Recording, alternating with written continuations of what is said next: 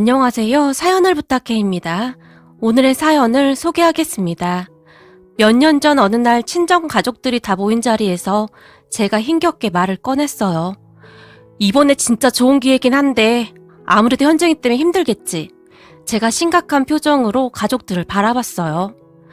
그렇지. 현정이가 아직 너무 어리기도 하고 내 생각에 이번에는 당신이 포기해줬으면 좋겠어. 남편의 표정은 저보다 더 심각했는데 그런 남편의 말에 서운한 마음보다는 남편의 입장에서는 당연하다는 생각만 들었습니다. 하지만 옆에서 우리의 이야기를 듣던 친정엄마가 아니 그래도 그건 아니지 않나? 여자니까 그리고 엄마니까 그 좋은 기회를 포기하라니 그러기엔 너무 아깝지 않느냔 말이야. 남편과 저를 바라봤어요.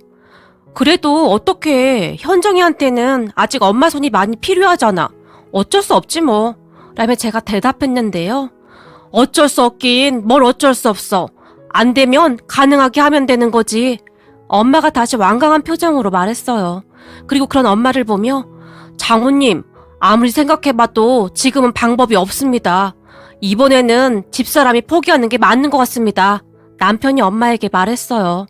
그런 남편의 말을 듣던 엄마가 앞으로 계속 그럴 텐데 사실 너무 아깝지. 현정이는 우리가 봐줄 테니까 미국 지사 다녀오겠다고 해. 정말 좋은 기회라고 하잖니? 그리고 시간 금방 지나가.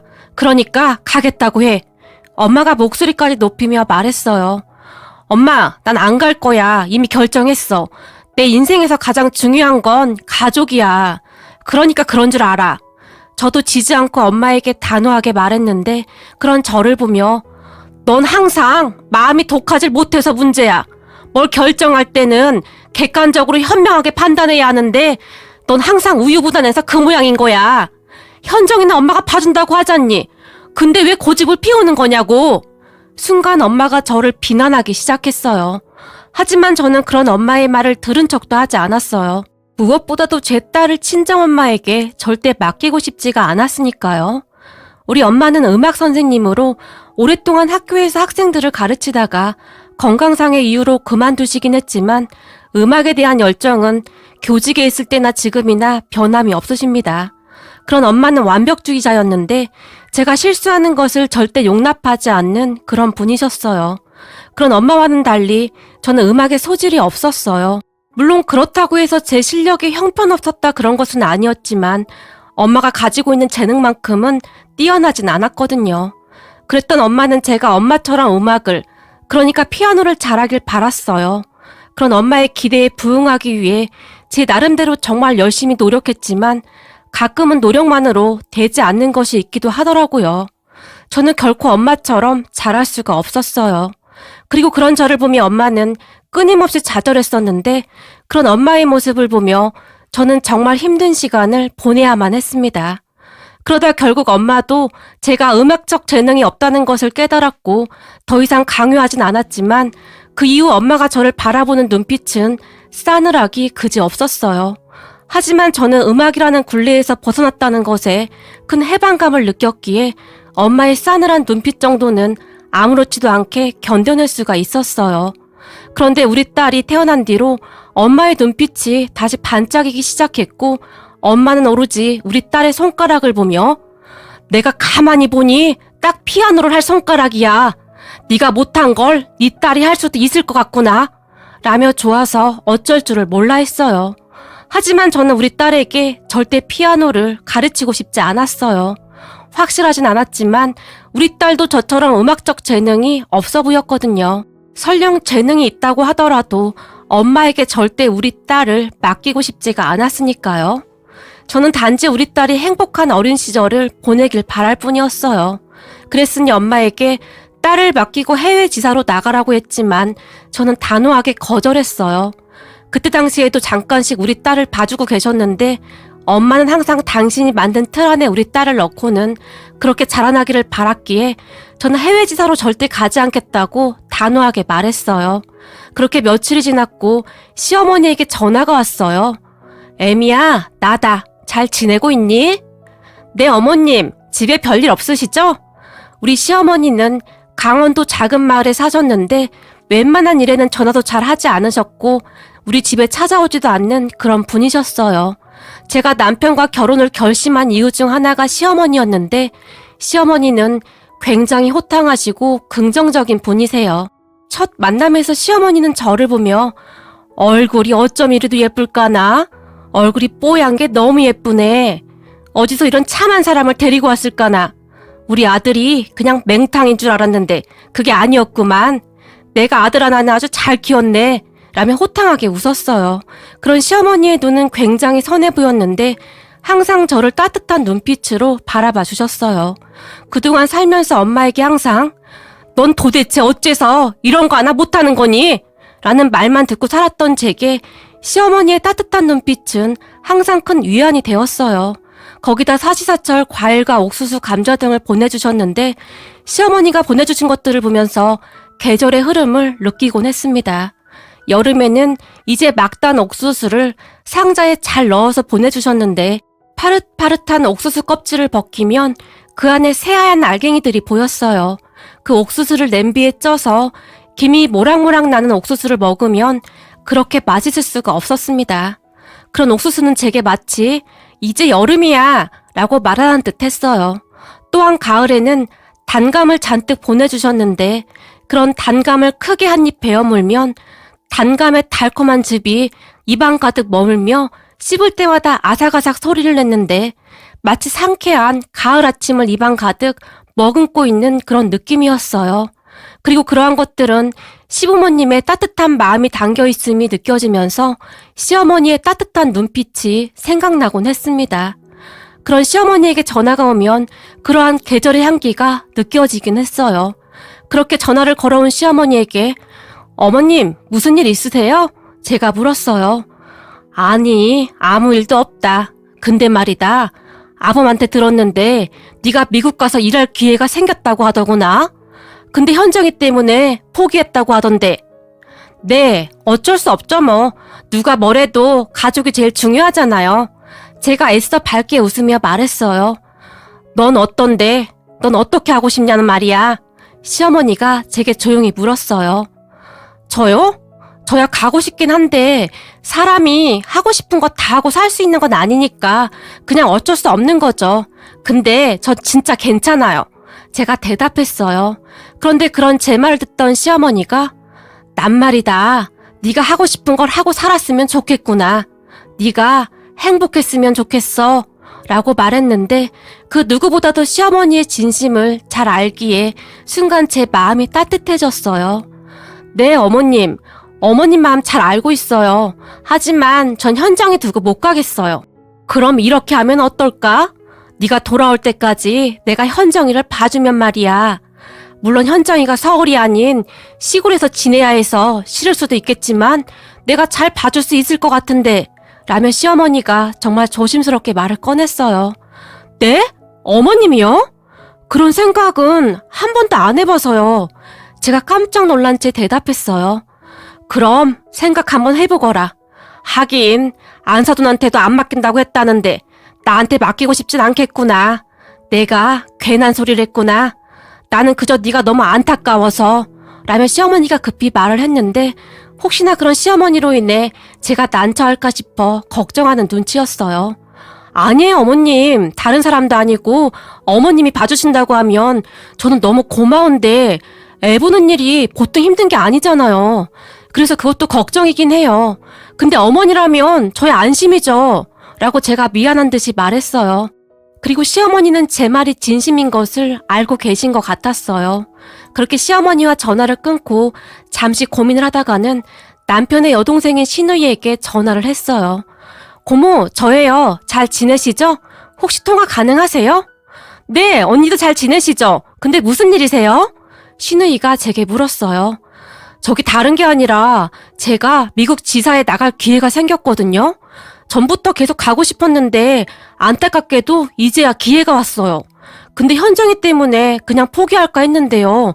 방금 어머님께서 전화를 하셨는데 제가 해외 지사 나가 있는 동안 현정이를 봐주시겠다고 하는데 고모 생각은 어때요? 아무래도 힘드시겠죠? 제가 조심스레 물었어요. 엄마가 하고 싶다고 하면 별 문제는 없겠지만 근데 언니 괜찮겠어요? 사실 현정이 지금 서울에서 안 사둔 어른이 거의 공주처럼 생각하고 있으신 것 같은데 할머니 집에 가면 흙에서 막 뒹굴고 그럴 텐데 제가 엄마 성격 잘 아는데 아마도 언니가 미국에서 돌아올 때쯤 현정이는 감자 캐기 달인이 되어 있을 수도 있어요. 제가 어릴 때 그랬거든요. 감자를 어찌나 잘 캐는지 다들 감탄하곤 했거든요. 라고 말을 하던 신우이가 큰 소리로 웃었어요. 고모랑 통화하면 참 이상한 게 심각하던 모든 것들이 그냥 아무것도 아닌 게 돼요. 미국 지사 다녀오면 언니한테 엄청 좋은 거잖아요. 그리고 승진도 빨리 된다면서요. 그럼 눈 딱 감고 한 1, 2년만 시골 생활해도 현정이한테는 정서적으로 나쁘진 않을 거예요. 다만 안 사둔 어른이 보시면 기겁하시겠네요. 신우이가 다시 큰 소리로 웃었어요. 그리고 그날 저녁 남편에게 시어머니와 통화 내용에 대해 말을 했는데요. 뭐? 강원도 우리 엄마한테 현정이를 맡기자고? 당신 지금 진심이야? 난 도대체 당신이 이해가 안 돼. 아니 가까이에 장모님이 계신데 왜 굳이 그렇게 해야 해? 당신이 미국 지사 가겠다면 말리진 않을게. 그런데 강원도 말고 장모님한테 맡기자. 사실 장모님이 아시는 것도 더 많고 아무튼 그렇잖아. 라며 남편이 저를 설득했어요. 아니 그건 절대 싫어. 나는 우리 현정이 감자밭에서 막 뛰어놀게 하고 싶어. 사실 지금 아니면 현정이가 언제 그래 보겠어? 그리고 어머님 성격 좋으셔서 아마도 잘 돌봐주실 거야. 사실 엄마는 지금도 현정이를 엄마가 만든 틀에 맞게 키우려고만 하잖아. 라며 제가 간절한 눈빛으로 남편을 바라봤어요. 와, 난 당신이 도대체 이해가 안 된다. 아니 그러다가 강원도 사투리라도 쓰면 어쩌려고 그래? 난 현정이가 표준어를 썼으면 하는데. 남편이 저를 보며 울상을 지었어요. 좀 쓰면 어때? 당신도 지금은 거의 안 쓰잖아. 안 쓰긴 뭘 안 써. 얼마 전에 회사 근처 횟집에 갔더니 내가 한마디 하자마자 횟집 사장님이 강원도 사람이네요. 이랬단 말이야. 당신은 표준어만 써서 잘 모르나 본데 사투리 쓰는 우리는 그런 거 은근히 신경 쓰인단 말이야. 남편이 짐짓 심각하게 말했어요. 하지만 저는 그날 이후 계속해서 남편을 설득했고 결국 울며 겨자 먹기로 남편도 허락했어요. 그렇게 저는 엄마에게도 말했는데 친정엄마가 방방 뛴 것은 말할 것도 없었고요. 아니 내가 봐준다는데 넌 대체 무슨 생각인 거냐? 거기가 어디라고 현정이를 그 멀리 보내. 아니 요즘 보니 엄마 몸도 좀 힘들어 보이는 것 같고 그동안 엄마도 짬짬이 현정이 보느라 고생도 많았잖아. 그래서 내가 시어머니한테 부탁한 거야. 시어머니도 허락했고 라며 제가 아무렇지도 않게 말했어요. 그 뒤 엄마는 큰 충격을 받은 듯 했는데 그런 엄마를 저는 모른 척 했어요. 그리고 얼마 뒤 미국으로 가기 전 우리 엄마와 함께 현정이를 데리고 강원도 시댁으로 내려갔어요. 엄마가 굳이 따라 나서겠다고 해서 같이 내려갔는데 엄마가 시어머니에게 이것저것 인수인계라고 해야 할까요? 암튼 현정이에 대해 시어머니에게 자세히 말을 하며 노트 한 권을 건넸는데 그 안에는 현정이가 좋아하는 것부터 못 먹는 음식, 현정이의 아토피와 그 외의 것들이 빼곡히 적혀 있었어요. 하지만 엄마에게 노트를 받아본 시어머니는 단지 특정한 알레르기는 없는 거죠? 혹시 땅콩 알레르기 그런 거 말입니다. 라고 물었고 우리 엄마가 없다고 하자 그다지 신경 쓰지 않는 듯 했어요. 내려간 지 몇 시간 만에 현정이는 할머니의 껌딱지가 됐는데 역시나 제 선택이 옳았다는 생각을 하게 되었어요. 그렇게 얼마 뒤 저는 미국으로 떠났는데 시댁과 가까이 살던 시누이가 현정이의 근황을 자주 알려줘서 마치 곁에 있는 것처럼 느껴질 정도였어요. 그런 현정이는 할머니와 살면서 정말 많이 변해갔는데 제가 가장 놀랐던 것이 현정이의 아토피였는데요. 아토피가 있었던 현정이는 귀 밑부분과 팔과 다리에 겹치는 부분이 아토피로 항상 고생을 하고 있었어요. 근데 시댁에 내려가고 나서는 그러한 것이 눈에 띄게 없어졌다는데요. 시누이가 보내준 영상에서는 아주 멀쩡해 보였어요.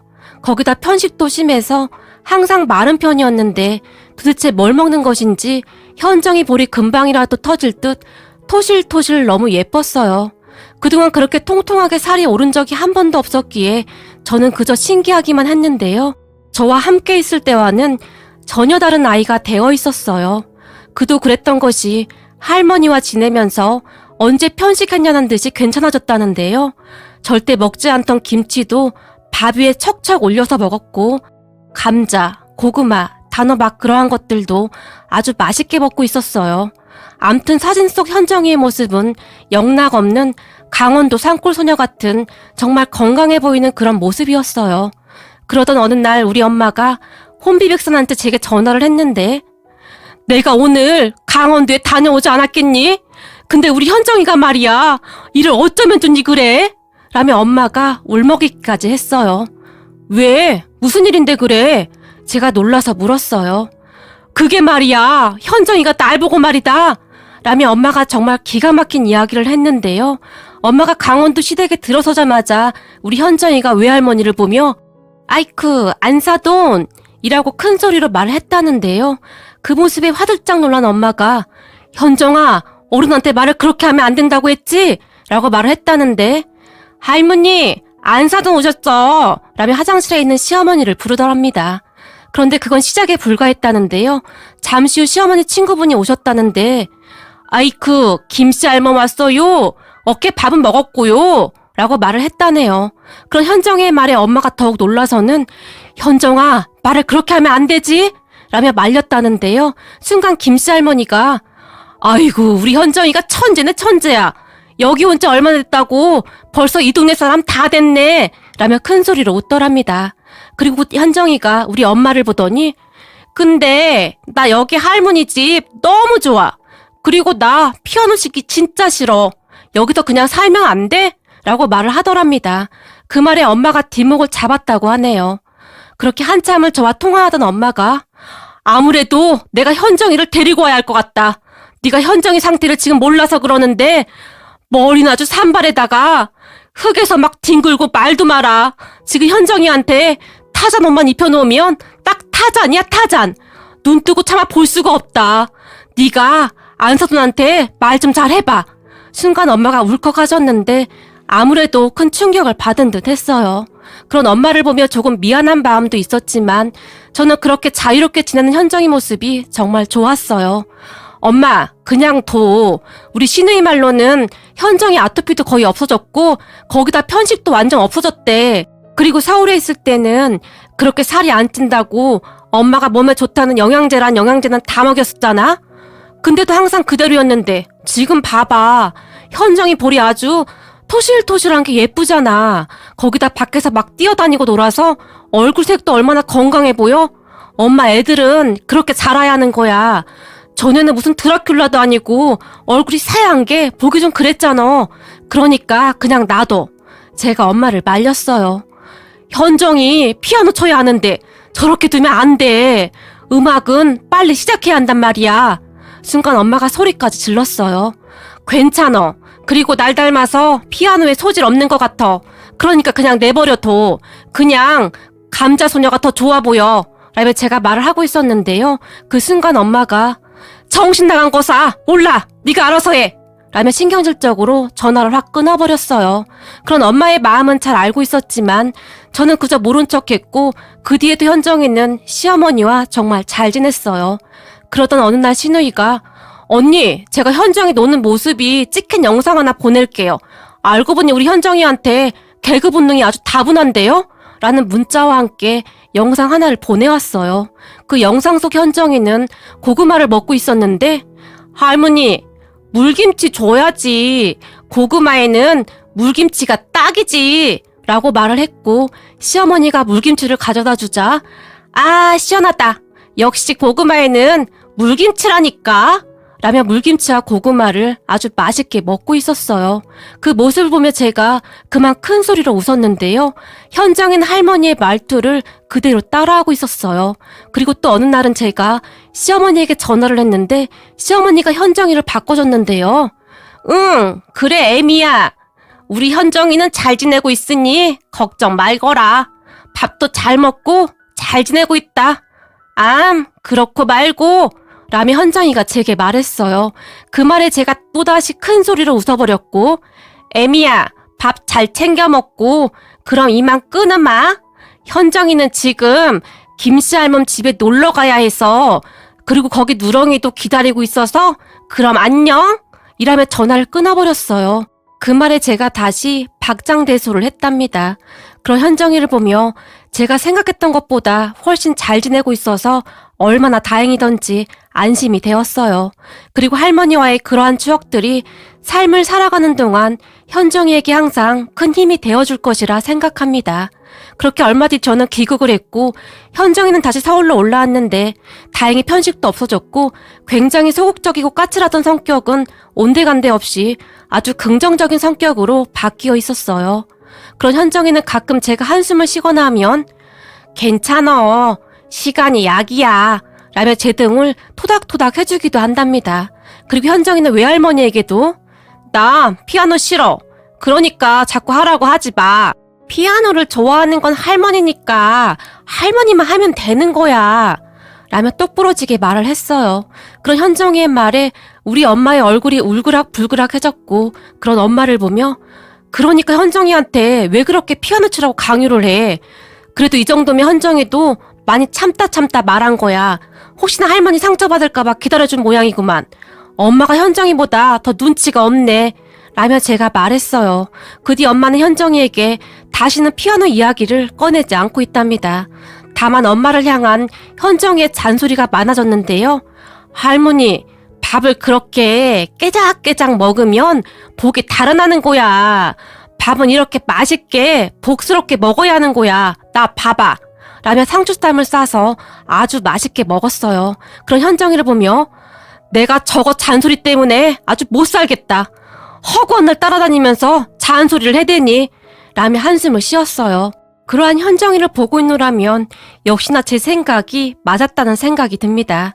그때 제가 시어머니에게 현정이를 맡긴 것은 참 잘한 일이었어요. 시어머니의 따뜻하고 긍정적인 영향이 현정이를 더욱 예쁜 아이로 만들었으니까요. 어머님, 감사해요. 올해도 보내주신 감 정말 잘 먹을게요. 그리고 저는 오늘도 시어머니가 보내주신 감을 먹으며 가을을 만끽하고 있습니다. 오늘의 사연은 여기까지였습니다. 즐겁게 보셨다면 구독, 좋아요 부탁드립니다. 고맙습니다.